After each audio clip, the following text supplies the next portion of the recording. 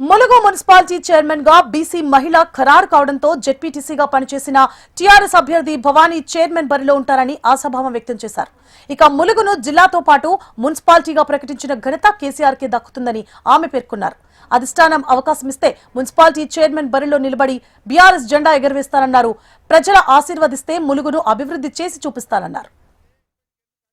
ఒక బీసీ మహిళగా ఇక్కడ ఉన్నటువంటి బీసీలకు రిప్రజెంట్ చేస్తూ టీఆర్ఎస్ పార్టీ తరపు నుంచి ఉన్నటువంటి ప్రతి ఒక్కరిని కూడా మేమందరం ఏకం చేసుకొని ఈ జిల్లాని ఇచ్చినటువంటి ఈ మున్సిపాలిటీని ఇచ్చినటువంటి మా టీఆర్ఎస్ అధినేత కేసీఆర్ గారికి మొట్టమొదటి మున్సిపాలిటీలా టీఆర్ఎస్ జెండాను ఎగిరేసి సమిష్టి కృషితోటి ఈ మున్సిపాలిటీ గెలుపు అనేది కేసీఆర్ గారికి ఒక కానుకగా ఇద్దామనని మా కార్యకర్తలు కావచ్చు, మా నాయకులు కావచ్చు, ప్రతి ఒక్కరిని కూడా కంకణం కట్టుకొని ఉన్నాము. పార్టీ ఆదేశిస్తే ఒక చైర్మన్ క్యాండిడేట్ గా నేను కూడా ఆశాభావురాలుగా రేస్ లో ఉంటానని